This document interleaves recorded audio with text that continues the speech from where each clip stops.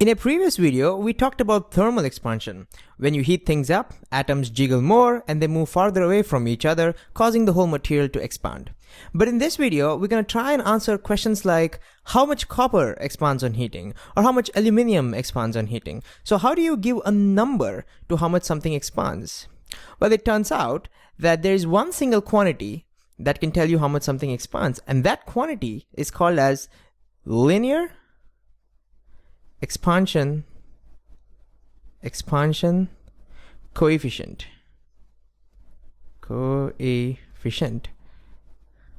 And by the end of this video, we'll familiarize ourselves with this scary looking term. Alright, so let's start with an example. Imagine someone gives you a gold wire. Right, so imagine here is our gold wire. And let's say it has a length. Say it has a length L, and it's sitting on your desk at some temperature T. Now you decide to heat this thing up. So you have a gold wire and you heat it up, and when it heats up, its temperature rises and the whole thing expands, and you can see it expanding. So as you heat it up, we will see that the wire starts expanding like this.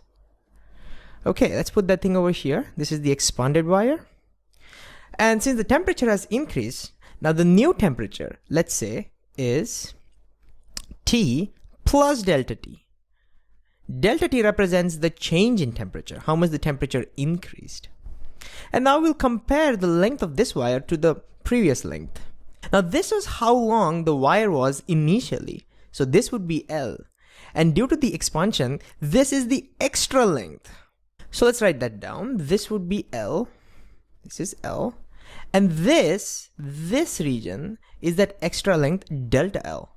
And the big question now is, what does delta L depend on? Let's think about this. We know that the wire expanded because we increased the temperature. So we could say that more you increase the temperature, more the wire will expand. In other words, we could say that more the value of delta T, more the value of delta L, right? Well, experiments support this. In fact, it turns out that for small values of delta L,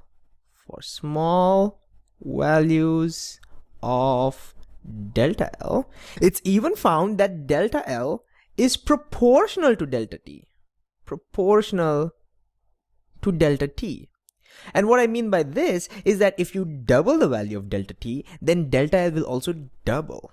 And you may be wondering, what do you mean by small values of delta L? How small is small?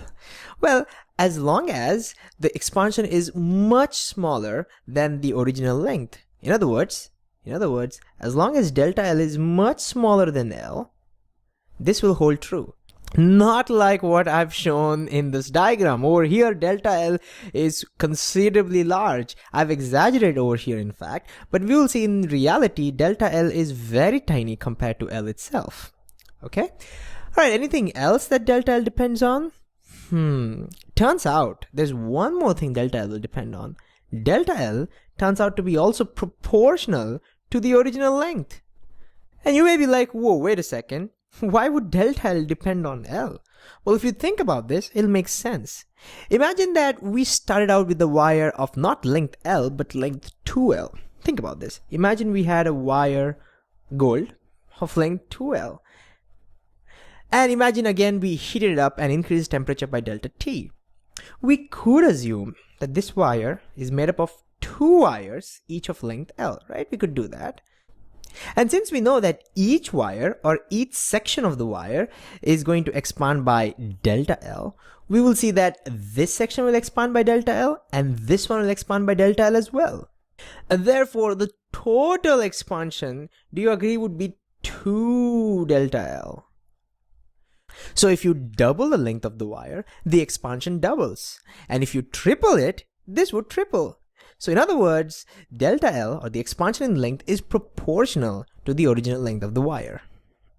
So if we put these two together, we could now say delta L is proportional to L times delta T. And we could now replace this proportionality with an equal to sign by putting a constant over here. And that constant can be used, any letter can be used for that. Over here, we're going to use alpha L as the symbol for the constant times L delta T. And this expression now is going to help us calculate how much something expands on heating. And this constant, alpha L, is what we call as the linear expansion coefficient. So let me just put a short form over here. I won't write it again. So linear expansion coefficient, this is linear expansion coefficient. All right, now let's get to know alpha L a little bit better. So let's put this thing a little bit aside. Okay. The first thing we'll do is figure out the units of alpha L. We can do that by dividing both sides by L delta T. So we'll isolate alpha L. So if you divide both sides by L delta T, the right hand side would be alpha L, which I'm writing over here. And the left hand side would be delta L divided by L delta T.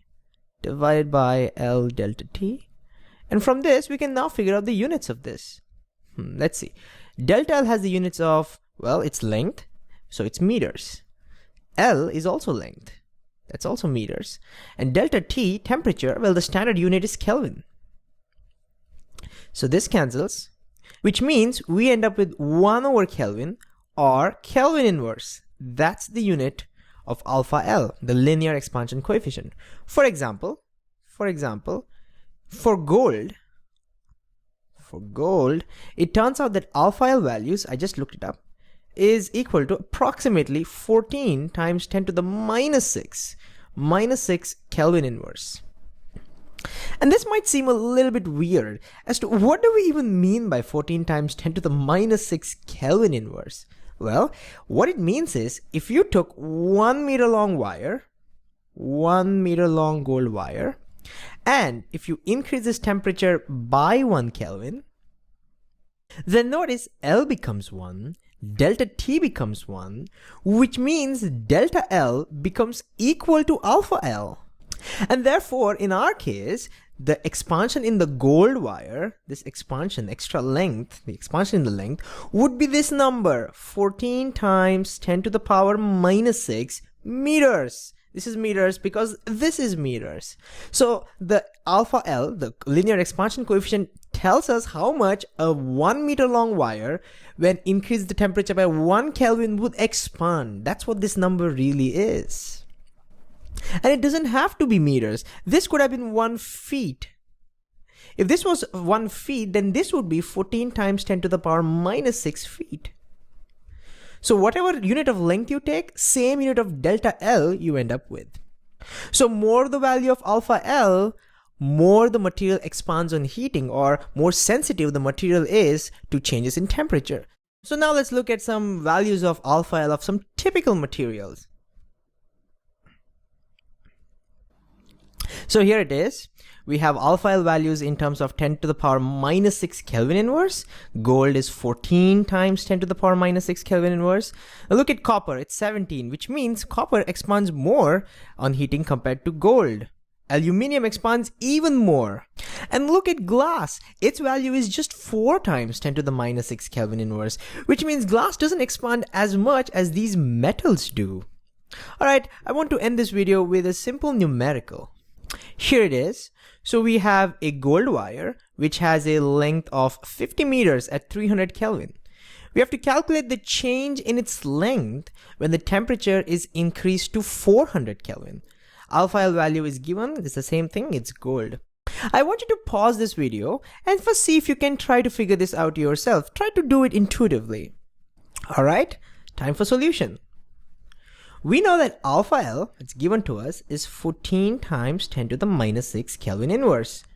Which means if we have 1 meter long gold wire and increase the temperature by 1 Kelvin, then the expansion would be 14 times 10 to the minus 6 meters. But we have 50 meter long wire. Ooh, that means now if we had increased the temperature by 1 Kelvin, the delta L would be 50 times this number. Does that make sense? For 1 meter it would be so much. For 50 meters it would be 50 times that much. So it would be 14 times 10 to the minus 6 Kelvin inverse multiplied by 50 meters. But this would be the expansion in the length for 1 Kelvin rise. right? For 1 Kelvin, per Kelvin means 1 Kelvin rise. But how much Kelvin rise do we have? We're increasing the temperature from 300 Kelvin to 400 Kelvin. Well, how much is the change in the temperature here? Ooh, that's 100 Kelvin rise. If this is the expansion for 1 Kelvin rise, for 100 Kelvin rise, well, we just multiply by 100. So multiply by 100 Kelvin. And this is because delta L is proportional to delta T. Just we discussed that. And so now we just have to plug this in. Let's see how much we get. We get 14 times 50 times 100 is 5,000. 5,000 times 10 to the minus 6. And notice the Kelvin inverse and Kelvin cancels. And we end up with meters. Of course, because delta L should be in terms of meters, right? So if you multiply this, 5 4s are 20. 5 1s are 5. 70,000 times 10 to the minus 6 meters. And that is equal to, let's just shift this a little bit. Okay, that's equal to 10 power minus 6. So let's shift decimals. 1, 2, 3, 4, 5, 6, which means we get about 0.07 meters. And that's how much the wire expands on heating in this example. And notice we have just used the same expression that we derived over here. Notice delta L equals alpha L times L times delta T. So even without the expression, if you just understand what alpha L really means, if you just understand this concept, then it's very easy to figure out or solve problems like this.